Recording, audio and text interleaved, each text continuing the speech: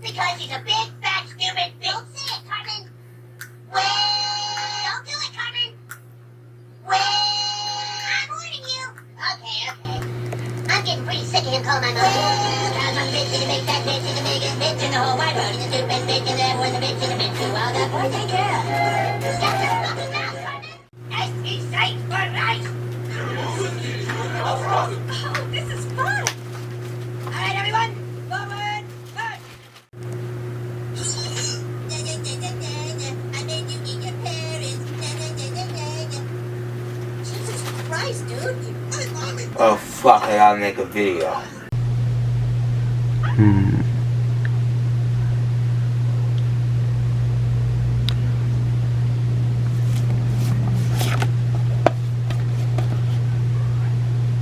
So stay tuned, because we're probably going to cover that within the next 3 episodes of this series. Nah. No! None of these games are good enough!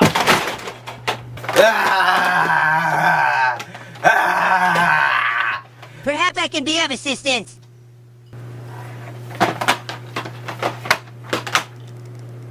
Oh my god. Holy crap! Eric Cartman from South Park, what are you doing here? I heard you were in need of a video game to review, and I have just the game for you. South Park for N64. I could probably make a video about this. Thanks, Cartman. Oh, no need to thank me. The pleasure is all mine. South Park for the N64 was the very first South Park game ever made, and it released in 1998 when only the first season of the show was finished, meaning the developers only had the first 13 episodes to pull from, so it's fair to lower your expectations a bit. It's easy to forget just how much the show has changed since the early seasons. Back then it was just a show about 4 mischievous 3rd graders and their wacky adventures, and characters that the early seasons pushed as main cast members became mere side characters, and characters that were just mere side characters became main cast members. Like, remember when Butters and Token were just background characters? Or remember when Cartman was just a spoiled loser kid who was constantly bullied by the rest of his friends? And he even had the catchphrase, I love you guys. Oh, I can't believe I said that. I fucking hate Kyle. yeah, I think we all figured that out already, Cartman. But anyway, let's be fair to the early seasons of the show. Even though it's not nearly as much as there is today, there was still some classic episodes in that first season that could easily be turned into video game material. You have stuff like... Just shut the fuck up and play the damn game already. Oh, okay.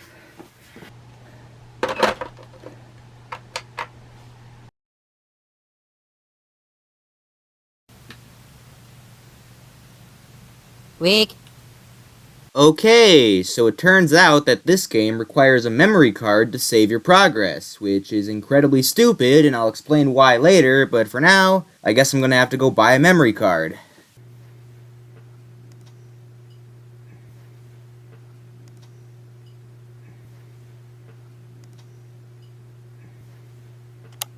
Okay, now if you excuse me, I'm going to go freeze myself until that arrives. 3 days later. Okay, so the memory card finally arrived, so now we can finally start playing the damn game. I think the N64 and the Dreamcast are the only consoles where the memory cards go in the controller and not the console. And also, why does the N64 even have memory cards at all? It's a cartridge-based console, all the games should just save to the cartridge. And most games do, actually. The only other game I have that needs a memory card is Lego Racers, and there it makes sense because you can save your custom vehicles to the cards and take them to your friend's house and stuff. But what's this game's excuse? Moving on, the game starts with Kenny being eaten by a giant lizard, standard stuff, before going into a pretty cool recreation of the South Park intro, but with 3D models instead. Note that Cartman is shown to be T-posing at the start of the intro, clearly an attempt to assert his dominance over the rest of his friends. I'm so badass. After that, we get a cutscene explaining that a comet is flying over South Park, and it's probably going to do some weird stuff. Then we reach the title screen, showing the wide variety of content in this game. We get a story mode, and a multiplayer mode. Well, let's start with the campaign before trying the multiplayer mode. Okay, hold on. So this is telling me that this game is Rumble Pack compatible, but how does that work when the slot on the controller is already taken up by the memory card? But it's not like I have a Rumble Pack anyway, so whatever. We then get a character selection screen asking us which one of the boys we want to play as. And I do like how each character has voice clips play when you put the cursor over them. Sweet. I'm gonna show you how to kick ass. Dude, this is great. And that's a nice touch, I like that. Somebody's I wonder what character I should pick. I think you should play Rick. Yeah, of course you do. Sure, whatever, I'll pick Cartman. Big guy. The campaign starts with the kids standing at the bus stop as usual. Then Chef comes by and warns them about the comet causing all kind of crazy spooky stuff. Alas, the boys, being themselves, just ignore his warning and go about their day. Also, I really like that Chef's hat is clipping through the top of the car like the show. But moving on, before we actually start playing the game, I should probably explain that the campaign is broken up into 5 episodes, and each episode has about 4 levels, give or take, and they each have their own plot, but are each centered around that comet passing over South Park. Now that we have all that out of the way, we enter episode 1, level 1, and these controls are so clunky, which should be expected as it is a Nintendo 64 shooting game, and they are notoriously difficult to go back to nowadays. This game is built off of the Turok engine, and therefore it has the same controls as Turok, but it also has the option to switch to the controls of GoldenEye. Oh wait, I'm sorry, I meant Turok and Brown Eye, honest mistake. The problem is that neither control scheme feels right. The Turok controls have you move with the C buttons and turn with the joystick, which just feels disorienting as it's completely flipped from how a modern FPS plays. Meanwhile, the Brown Eye controls have you both move and turn the camera with the joystick, which is even more disorienting. And it doesn't help that the camera is way too sensitive. It makes it incredibly hard to aim at anything. Both control methods have ups and downs, but neither feels comfortable, but after a while of endlessly switching the control methods, I eventually settled on the Turok controls, but it still didn't control great. I have more to say about the controls, but for now let's just talk about the level itself. The level starts with you in the middle of an extremely foggy South Park, and the goal is to find all of your friends and go to the Renaissance Fair. But you also have to deal with evil turkeys ripped directly from Season 1, Episode 8. The only weapon we have are snowballs, which we have an unlimited amount of, but if we press down on the D-pad, we get to throw yellow snowballs, which are more powerful but take longer to throw. Also, somehow you can make an infinite amount of these too, which doesn't make any sense. I guess Cartman over here just has an infinite amount of urine in his system. Even more confusing is that each time you make a yellow snowball, it makes a fart noise. And that makes absolutely no sense, because I don't know if you know this, but yellow snow isn't poop snow, so does Cartman pee out his I found that when fighting these turkeys, it's best to just stick with the regular snowballs because they go down in one hit no matter what, and you can fire them off faster. Which is important because this game loves to send massive hordes of turkeys after you over and over again, and it gets really repetitive, really fast. Oh hey look, you can also smack your friends with the snowballs, that's amusing. Yes! So once you find all of your friends, you head on over to the fair to find everyone running away and the place swarmed with turkeys. And after you kill all the turkeys, you just kinda keep walking. Just kinda walking around this really boring snowy mountain area, killing horde after horde of turkeys. Eventually you start getting followed by the freaking cutest bear I have ever seen. Look at its adorable eyes! Kill it! What? No, I'm not gonna do that! Do it, you pussy! Okay. Sorry, little guy. I'm a monster. That's awesome! Oh, check it out. I found a new weapon. Dodgeballs, huh? Let's try these bad boys out.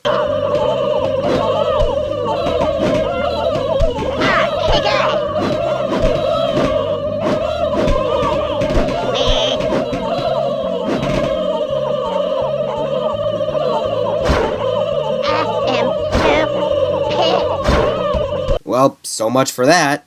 So when you beat the level, it tallies up your score, and oh wait, there's an innocent creatures KO'd counter? Well, I guess it was a good thing I killed that bear then. And your reward for beating the first level is the game giving you a cheat code to play as Mr. Mackey in the multiplayer mode. This happens after every level, each giving you a code to unlock a new character for the multiplayer. And while I think it's funny that the codes usually are related to the character that's unlocked, such as cheating is bad for Mr. Mackey, however, some of these I just don't get the joke or it has literally nothing to do with the character, like check a taco for Wendy. And while these codes brought some minor amusement, you will also come to realize that they are actually a major and borderline stupid inconvenience. Because every time you boot up this game to play the multiplayer mode, you have to input all of these codes in order to play as characters that aren't the 4 main boys. Which means you also have to have each of these codes written down somewhere, and hopefully you won't lose it, or else you would have to replay the story mode to get the codes again. And yes, I am aware that there is a code that unlocks all the characters, but as far as I know, the game never really tells you that code, and back in the 90s when this game was released, the only way to learn that was to buy a guide, or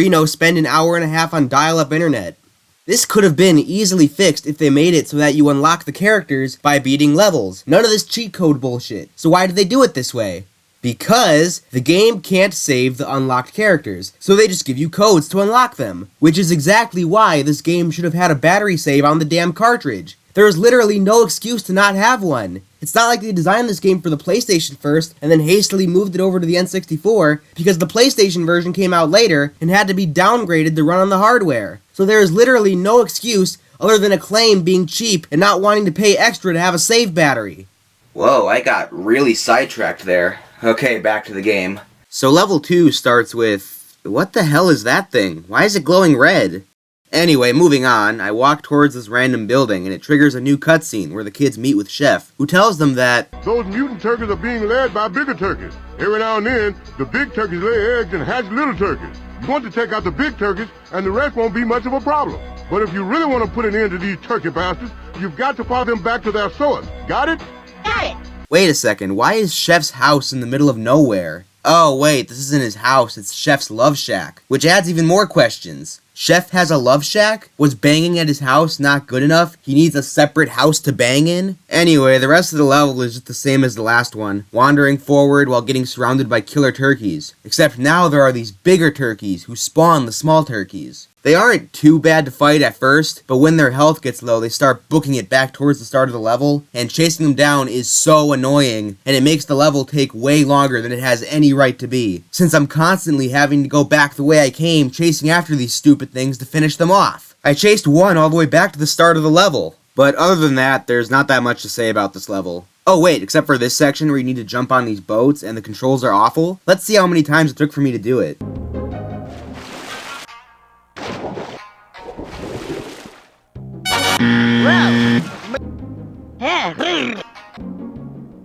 Water.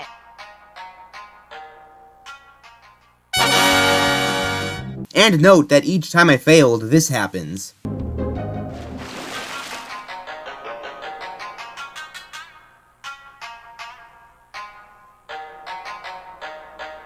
When the controls are so clunky that just moving can be annoying, why did they think that bringing in platforming was a good idea? Oh, by the way, you jump with the right shoulder button.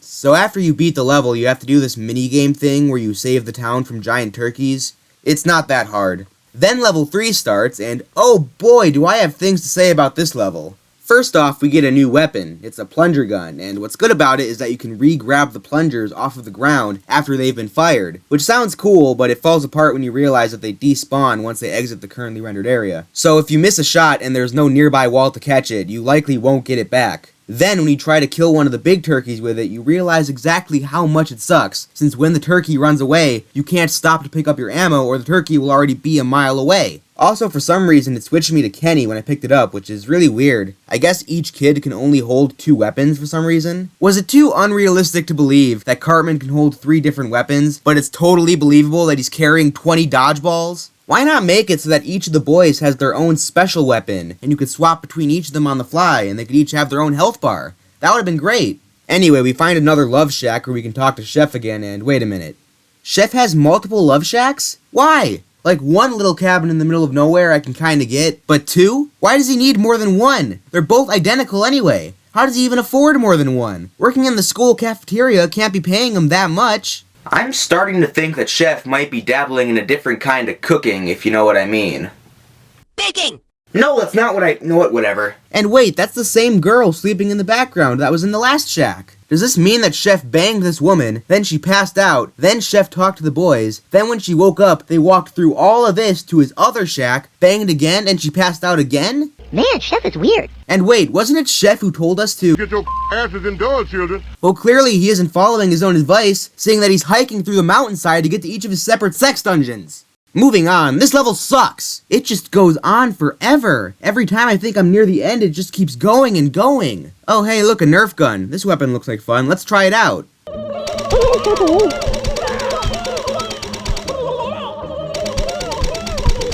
will respect my authority! So after 20 minutes, I finally reach the boss. And at this point, I'm terrified of dying because I have a little hunch that if I do, I'm gonna have to play the whole level again. Wait, no. Why you dirty motherfucking piece of black? All I see is black. You suck at this game.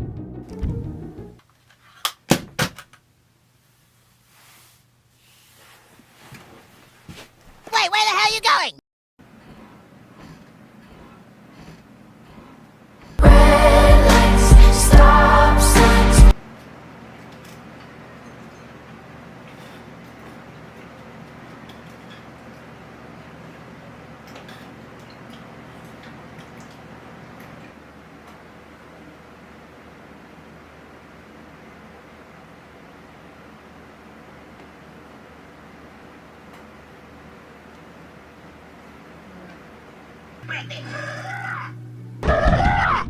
Stupid turkeys!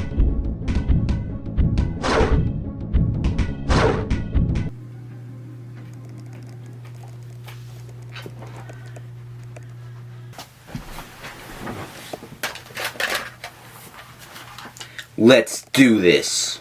Okay, stage 3, attempt 2. 7 minutes in, the game crashed and I had to restart the level. Fuck! Luckily, on the third attempt, the game didn't crash, and I also played much better. I learned to save up my weapons and mostly just stuck to the snowballs. So 25 minutes later, I finally got back to the boss with much more ammo and health. And it still frickin' sucks. The difficulty comes from the fact that the boss is much taller than you, and the only way to damage it is to hit its weak point on its back. Which brings us back to these clunky-ass controls. Neither one of the control methods are well suited to fighting enemies that are taller than you. With the 2-rock controls, pushing the joystick up causes you to look up towards the sky, and letting go causes it to immediately snap back to its default position. Meaning that when attacking an enemy taller than you, you must awkwardly hold the joystick up, but not all the way up or else you'll overshoot it. That's already clunky, but when you combine that with aiming your shots while also having to move out of the enemy's way, or in this case, just trying to get behind the boss to get a clean shot at its weak point, it's really fucking hard. Meanwhile, the brown eye controls have the opposite problem. Holding up on the C buttons causes you to slowly look up, and when letting go, it stays there, but then it's much harder to return to the default view to hit regular enemies. And it's just really hard to adjust while moving, let alone while in combat, and in the case of this boss fight,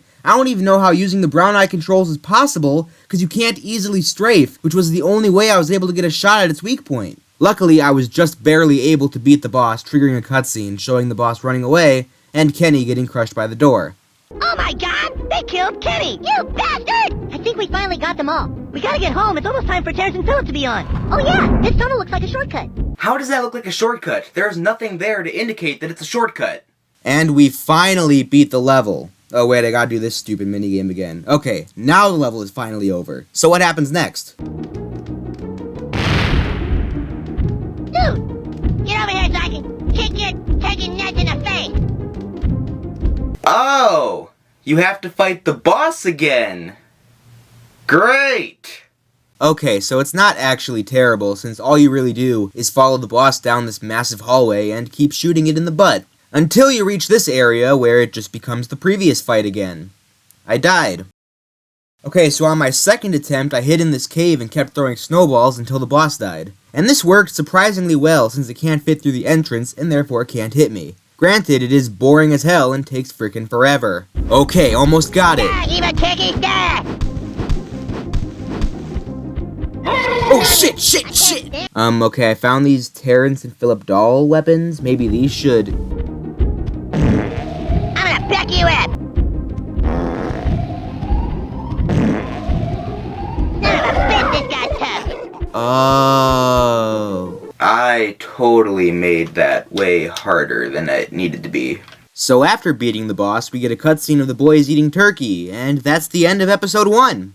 Whoa! Good job! You made it through the first episode of the game. Now you only have 4 more to go. And naturally they should each get harder and harder as you progress. Moving on. I saw Big Gay Al. He was acting mighty strange. All right, well, stranger than usual. What's that supposed to mean, Chef? So this level has us fighting a bunch of messed up clones of other recognizable South Park characters, and they are all clearly based off of Stan's evil clone from Season 1, Episode 5. So far, the level doesn't seem too bad. The game crashed again. Okay, let's do this again. Okay, yeah. Is it just me, or is this game actually getting good? What? I actually had a much better time with Episode 2 than Episode 1. And admittedly, a big reason is that I finally started to get the hang of the controls and was just better at it overall. But also the levels here are a lot better. Instead of each level just being boring snowy mountain areas, each one takes place in the town, which is already much more interesting, but there's also these warehouse sections, which are a nice change of pace. There's also an actual sense of exploration here. I want to look around these levels to find secret weapons and extra ammo. And these clones are way more interesting to fight than the turkeys, as they have variety. Well, okay, not really, each is the same basic enemy, but they introduce clones of different recognizable characters like Officer Barbrady and Jimbo, which adds more variety in the various swarms of enemies. The second level of this episode is actually really cool. You have to stop the enemies from reaching this fence, so you go from warehouse to warehouse and clean them each out of the evil clones inside, before discovering the alien device that's making the evil clones and destroying it. For some reason, Episode 2 contains only 3 levels, so now we are at the final level of the episode. Children, I just heard on the radio that the clones are still on the loose. I thought we killed them all. They're still at the Art History Museum. Hurry! There's no time to waste. Wait, hold on. This actually doesn't make sense. Why does Chef keep sending us to save the town and fight all these monsters? Where are the police? Oh wait, this is Season 1. The only cop in South Park is Barbrady, I forgot. Well, even then, it still doesn't make sense, since why isn't Chef helping the kids save the town? It's really out of character for him. In the Pink Eye episode, Chef didn't just tell the kids, "Hello there, children. You gotta go single-handedly save the town from all of these zombies, while I go bang in all of my various sex dungeons located outside of town. Bye." He went and helped the kids save the town. Granted, he got turned into a zombie, but my point still stands. Well, Chef obviously knew my extreme talent, and here I was him, and trusted that I would get the job done. So the level has you fighting through the entire town to reach the museum, and once you get there you have to fight this giant clone blob thing, which also wasn't too difficult. I didn't have too much trouble once I figured out what to do. But it also kinda helped that the boss got stuck to a tree for a while. That was pretty useful. And Episode 2 is done! So I will say, I'm actually enjoying the game a fair amount now. It's still a little clunky, but once you get past that, it's not that bad. Hold on there! Don't get too excited! You still have 3 whole episodes left! Well, I'm sure it can't be that bad. A few moments later. Oh my god, this is horrendous! So, let's start with the basics. It starts with Chef telling the children that the visitors from the first episode are back, so we gotta stop them. Oh good! More Snowy Mountain levels! Great! The main enemy here are these cows, and they are the worst! They still attack you in massive hordes, but now when they hit you, they send you flying back, often into a wall or into other cows, leading to this happening. You're gonna pay for that.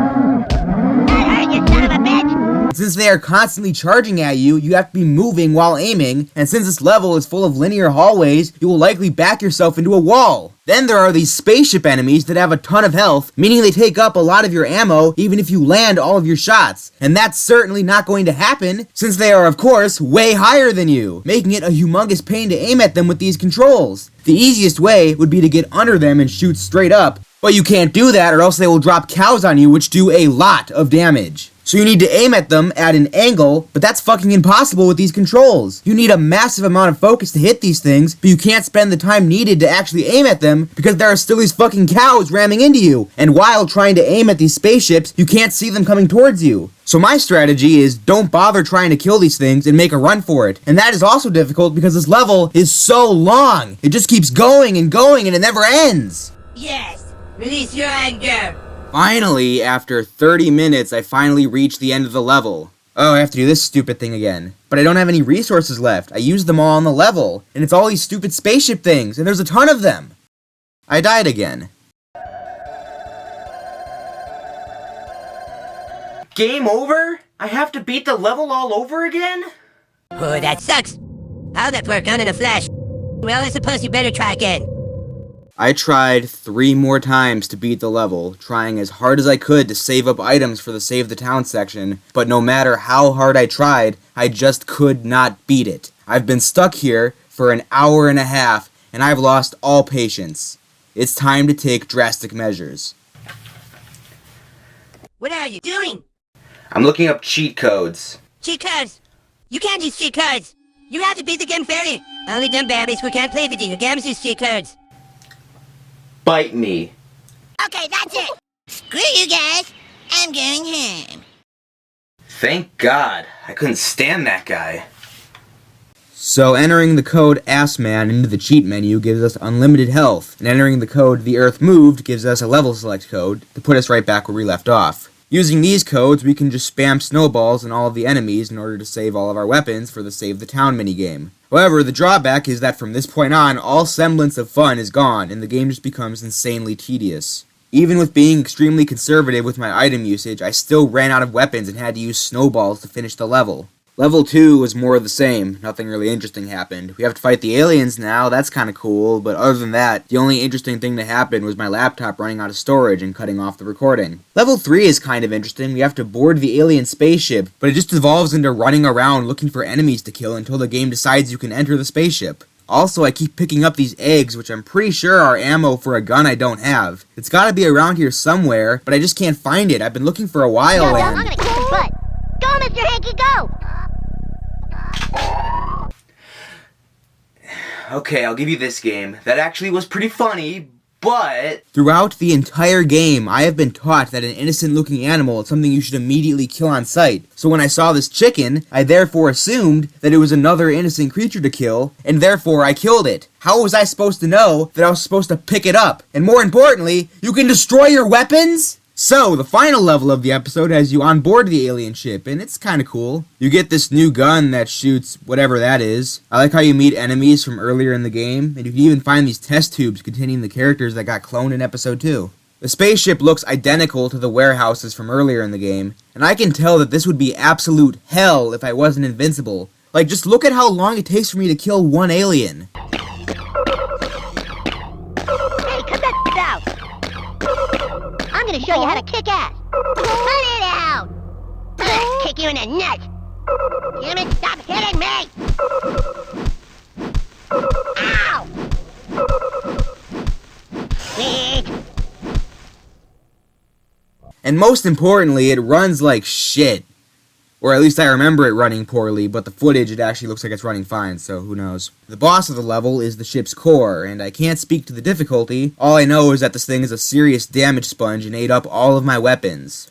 So we take down the alien ship and we move on to episode 4. After the alien ship went down, the seismic center started picking up some strange signals. Damn it, when the hell is this gonna stop? First it's the turkeys and the asshole clones and aliens. I'm sick of all this. Ditto.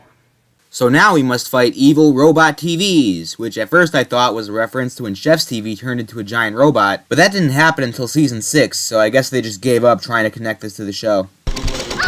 I wonder how the hell I get up there. I fought on your grave. What the actual fuck? Oh, and the game crashed again. So this episode is also only 3 levels long, and the last level we enter this factory and kill this robot and save Jimbo and Ned. Oh wow, I never thought we'd actually meet characters that aren't the main boys or chef in this game. That's cool. Oh, and one more interesting thing that happened. I finally figured out one of the main mechanics of the game. You see, it happened on the second level when I was fighting one of the big robots that spawns the smaller robots, and it reached the start of the level and this happened. Your mom's a bitch. And then it all started to make sense. So each episode has its normal enemies, like the turkeys, clones, and cows, and they exist just to attack you. But each episode also has a bigger, more powerful enemy that spawn more of the regular ones, such as the bigger turkey, the bigger clones, and the spaceships. And these enemies are referred to as tanks, and their goal is to reach the town, or more specifically, this thing that I mentioned earlier in the video, which is usually located at the start of the level. This is why, for example, the turkey tanks would just start booking it towards the start of the level, and your goal is to kill them before they reach it. And however the amount of tanks you let reach this point and escape will then dictate how many you have to fight in the Save the Town minigame. Did that sound complicated to you? Well, I hope not, because the game expects you to figure all of that out on your own, which I did, and it only took half the fucking game! Or, more specifically, 395 minutes, or 6.5 hours! And I only figured it out because I saw one escape in front of my eyes. Anyway, we're now at episode 5, the final episode of the game. Now we have to fight Killer Toys. I think it's safe to say they've completely given up connecting these to episodes of the show. Oh, and look at that! They're all below you, making them a pain to attack. Fun! Again, it's not really difficult because of my infinite health, but it is extremely unfun. But difficulty-wise, it wasn't too bad until I met the tank for this episode. This thing. Fuck this thing. It is a humongous damage sponge, and it's also super hard to hit, since you can only hit them here. And once their health drops to a certain level, it does this roll thing that makes crazy distance towards the town. And it's also impossible to hit it while it does this. And to add more insult to injury, you find them like 20 feet from the town, and there's 5 of them. In order to beat this, I had to hoard literally all of my weapons and exclusively use snowballs on the rest of the enemies. Oh, but the shit really hits the fan on the next level. This level starts with you in a weirdly designed parking lot where you have to fight tank after tank after tank. And progress is insanely slow because every time you move forward, you have to fight another tank that drags you all the way back. And even when you clear the parking lot and reach the front door of the toy store, it's closed, and then more tanks spawn, and they never stop spawning. Every time you kill one, the next 2 have already spawned. I've had to fight a ridiculous amount of these things, and the door just won't open. I have lost all of my weapons, and I just can't do this anymore. So, returning to the cheat menu, if you enter Fat Knacker, you get unlimited ammo. With this, I am literally unstoppable, and 20 minutes later, I have finished the level. And now we enter the final level of the toy store. After walking through a few rooms, you enter the final boss. It's a giant toy robot. Wow, how is that the best idea they could come up with for a final boss? Even just from the first season, there were better options, like Scuzzlebutt or the Devil, or the really obvious one, Mecha Streisand. Apparently, Scuzzlebutt was supposed to be in the game, but it was scrapped because of the legality of having Patrick Duffy as one of his legs. And I assume similar reasons go for Mecha Streisand. But come on, there are ways around that. Like with the Angry Video Game Nerd games, when you fight Bugs Bunny, to get around the copyright, they just refer to him as that damn bunny. You could have done something like that. Or even if you don't want to take that risk, then you could have just used the Devil, since he had already been introduced into the show, and he would have been a perfect final boss. But no, have a generic giant robot instead. Also, is it just me, or are these episodes out of order? Why does it go turkeys, clones, aliens, robots, then killer toys? Wouldn't it make more sense if it was killer toys, turkeys, clones, robots, and then aliens? That way the final level would have been the mothership. Wouldn't that have made so much more sense? Anyway, back to the final boss. The only way to damage it is to hit its batteries on its back. The game wants you to use the chicken to shoot its back because the eggs do a lot of damage. But there's just one problem. It is fucking impossible to get a shot at its back. No matter what I did, I just couldn't get behind it. So instead, I used the Terrence and Phillip dolls and the cow launcher, since that creates a giant stink explosion that will hit its back even if you shoot it from the front. But there was just one more problem. Once the robot's at half health, it'll run back to its charging station and completely refill its health. And to stop this, you are supposed to push this button to stop it from recharging. And I just can't do it. Either I get there too late and it regains most of its life, or it just doesn't work. Look at this. I'm hitting it straight on and it's just not working. I've been fighting this damn robot for an entire hour, and I just can't beat it. Remember, I have given myself unlimited health and ammo. It is literally impossible for me to lose, and I still can't win.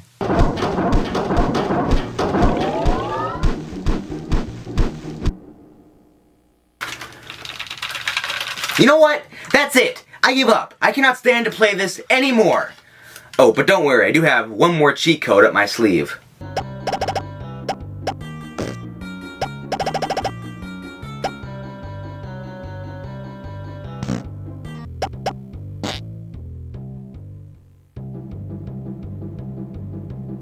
There! I beat the game! So, what are my final... Not so fast! Aren't you forgetting something? Oh, Cartman, you're back. Did you want your game back? The video can't end because you still haven't tried the multiplayer mode. Oh, I guess you're right. I didn't play it. But whatever, I've skipped over multiplayer modes in games before, and I'll do it again. Oh, I don't think so. Is that a gun? Yes, now you will respect my authority. Bitch, we are gonna make a little deal. You will put that game back in the console, and we will play against each other in the multiplayer mode. But if I win, you will have to beat the campaign mode. With no cheats. Hey Ace, I got your schizophrenia meds. Oh my god, you killed Chris! You bastard! So, do we have a deal? Okay. We'll play the game.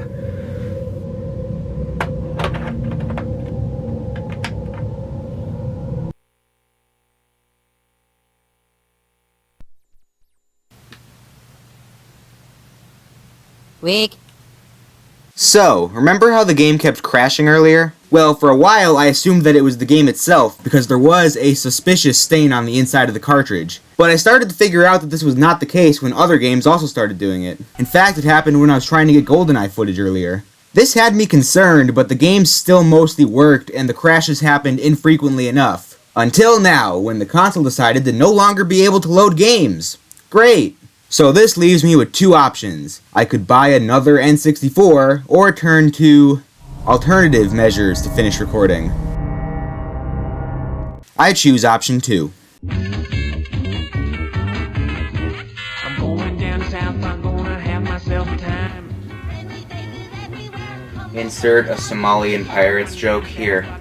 One bright side of having to emulate this game is that I get to test out something that I've been thinking about for basically the entire time I've been playing, which is, would the game be better with modern controls? And with a little bit of messing with the settings, we have the answer. And that answer is yes. It's not perfect and still feels a little clunky, but overall this is way better than how the controls feel on the original. But back to the multiplayer mode. I already discussed my feelings on locking most of the character roster behind cheat codes, but disregarding that, for only being able to pull from the first season of the show, this character roster is pretty good. However, there are some odd omissions, mainly the parents. The only parent you can play as is Cartman's mom, which is cool, but what about the rest of them? You could have at least added Randy and Sheila. Well, obviously, they did not put Kyle's mom in the game because she's a bitch.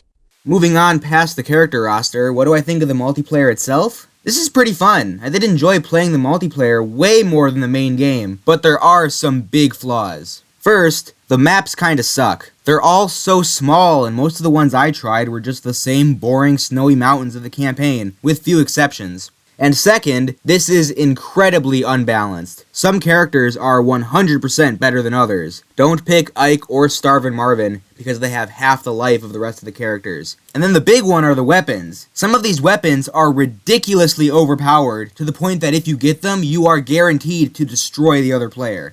However, I think this problem might be lessened if you have 4 people playing, since it is less likely that one person will grab all of the overpowered weapons. However, I cannot test this because I was only lucky enough to get one other person to play this 20-year-old game with me. Oh, when I get that feeling, I gotta say. When I get that feeling, when I get that feeling, I gotta say. What a victory, Mr. Hat. Yes, Mr. Garrison. Ha! I won! God fucking damn it! Hey, don't blame me, blame the game designers. This can't be happening! Respect my daughter! That is it! I've had enough of you! Hey, what the hell are you doing? Get me down from here!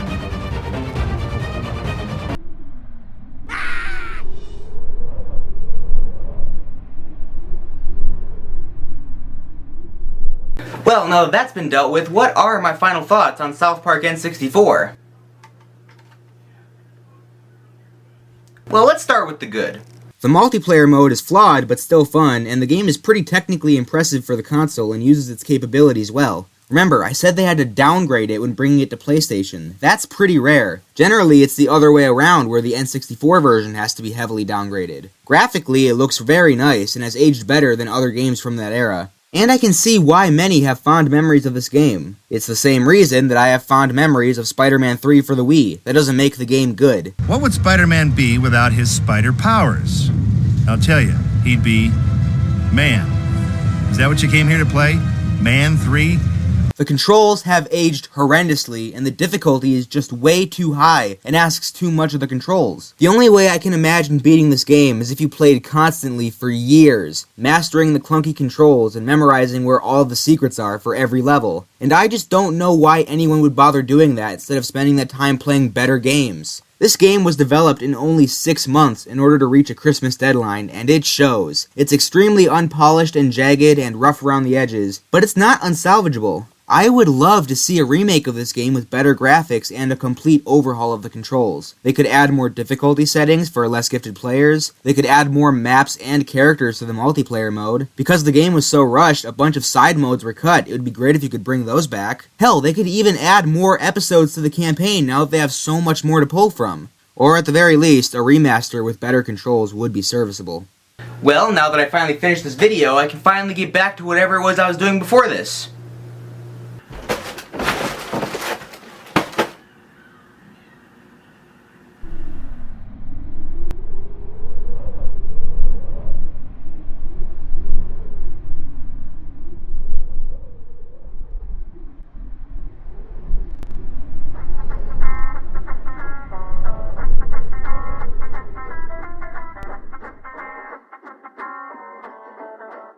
Hey, I got your schizophrenia meds.